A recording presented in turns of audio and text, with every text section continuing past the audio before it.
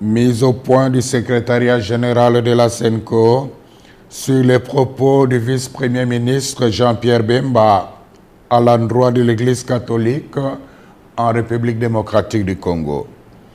Le secrétariat général de la SENCO a suivi avec stupéfaction les propos ahurissants, discourtois et menaçants d'un ton martial du vice-premier ministre Jean-Pierre Bemba à l'endroit de l'Église catholique dans son interview à la radio Top Congo ce mardi 4 décembre 2024. Sans nous en cacher, ces propos belliqueux et truffés de contre-vérités nous ont paru peu honorables pour un homme d'État de son rang.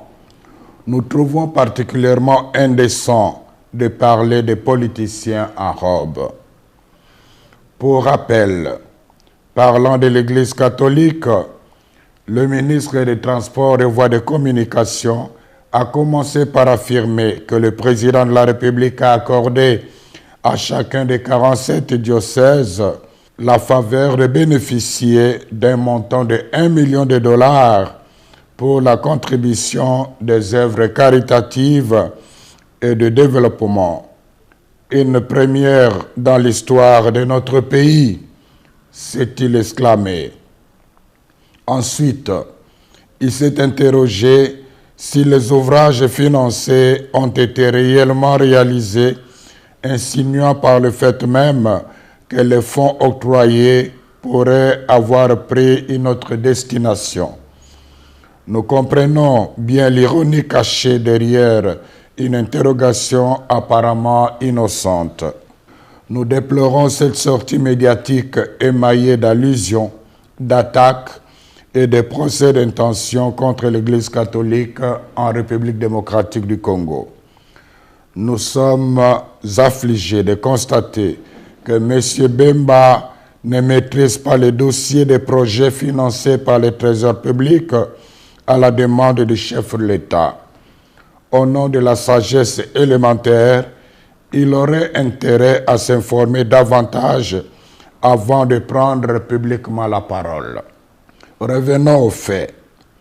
La vérité est qu'il y a plus de 2 ans, à la demande personnelle et insistante du président de la République, conformément à la mise en application de l'accord cadre entre le Saint-Siège et la République démocratique du Congo sur les matières d'intérêt commun, le gouvernement de la RD Congo et l'Église catholique ont convenu de collaborer pour la mise en œuvre de projets sociaux et économiques à impact visible en faveur des populations locales à travers les 48 diocèses de la RD Congo.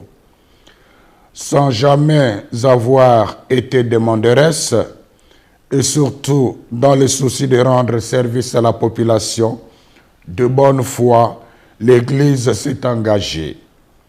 Auréolée de son expérience incontestable en matière de développement et des avantages de son omniprésence en territoire congolais, elle a accepté cette lourde charge en vue de contribuer au bien commun des Congolaises et des Congolais qui, comme on le sait, est souvent compromis à cause de la mauvaise gouvernance et de la corruption. Signalons toutefois que, pour des raisons pertinentes, largement compréhensibles, l'archidiocèse de Kinshasa s'est abstenu d'accéder au fonds. Dès le départ, le gouvernement congolais s'est engagé à mettre à la disposition des diocèses trimestriellement un fonds pour la mise en œuvre des projets retenus par chacun des 47 diocèses en RD Congo. Pour des raisons de trésorerie, il n'a malheureusement pas respecté l'échéance, mais il n'a pas renoncé aux engagements pris. À ce jour, plus de 2 ans après cet accord, seulement 2 tranches de 300 000 dollars ont été données, la première en 2022 et la deuxième en 2023, soit $600,000 par diocèse. Tous les diocèses se sont mis à l'œuvre. Certains ont même reçu la visite du conseiller principal du président de la République en charge des questions religieuses. De toute manière, un rapport en bonne et due forme des œuvres réalisées avec des images à l'appui a été remis à main propre au chef de l'État. Celui-ci n'a pas caché sa pleine satisfaction. Une copie de ces réalisations a été donnée aussi à Madame la Première ministre. Par souci de loyauté et de transparence, en collaboration avec la presse de la présidence de la République, le secrétariat général de la SENCO a réalisé une émission sur le travail accompli. Toutefois, comme le rythme du financement n'a pas été respecté dans tous les diocèses, certains chantiers très avancés sont restés inachevés. À ce jour, une autre tranche de $300,000 a été annoncée et permettra de continuer l'exécution des projets réalisés avec beaucoup de sacrifices en dépit d'énormes difficultés de transaction et de transport. Quant à nous, sans faux fuyants, nous sommes prêts à recevoir l'IGF pour vérifier toute la comptabilité. La SENCO avait dès le début prévenu les gestionnaires locaux de ces projets qu'elle ne couvrira personne en cas de malversation financière. Nous demandons au vice-premier ministre Jean-Pierre Bemba de rendre publiques les preuves de ces allégations de $1 million mises à la disposition de chaque diocèse. En même temps, nous continuons d'attendre patiemment celle de la prétendue collaboration qu'il avait insinuée, sans foi aux yeux, de notre mission d'observation électorale avec les Russes pour pirater les serveurs de la CENI. Qui, dans ces pays, ne sait pas que l'Église catholique, sans l'aide de l'État congolais, dépense chaque année des fonds immenses pour réaliser les œuvres d'utilité publique comme les écoles, les hôpitaux, les routes, les ponts, les hommes de vieillards, les orphelinats, etc. Par ailleurs, nous avons apprécié que le vice-premier ministre, ministre des Transports et Voies de Communication, rappelle la mission des hommes de Dieu de rassembler tous les fils et filles de la RDC, de parler de la paix et de l'unité.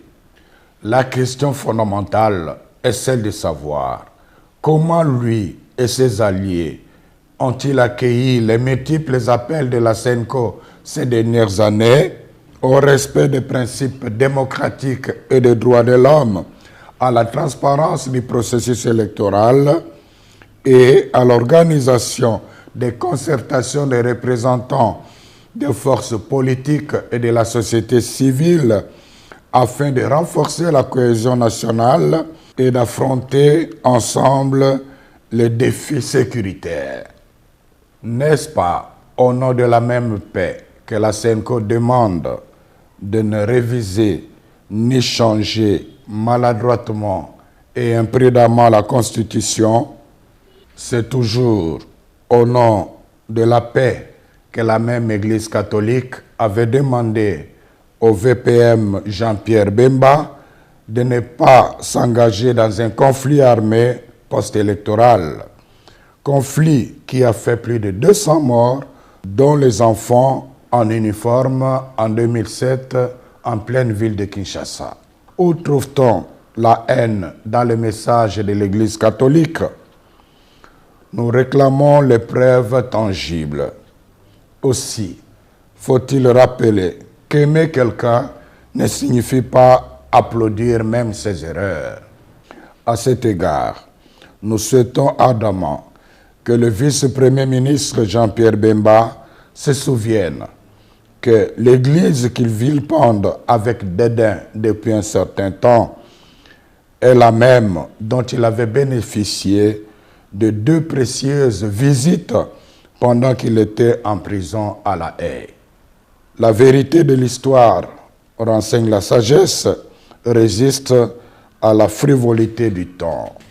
La SENCO remercie les gouvernants, particulièrement le président de la République, d'avoir fait confiance à l'Église catholique en demandant au gouvernement de lui octroyer les moyens financiers lui permettant de réaliser les œuvres sociales à impact visible jusque dans le coin le plus reculé du pays. Quiconque croit que cet argent a été donné à l'Église pour acheter son silence et étouffer sa mission prophétique se trompe éperdument. C'est le lieu de rappeler au ministre des Transports et Voies de Communication ces sages paroles de Confucius, à savoir: si l'homme a 2 oreilles et une bouche, c'est pour écouter 2 fois plus qu'il ne parle. Puisse le Seigneur bénir notre pays et son peuple. Je vous remercie.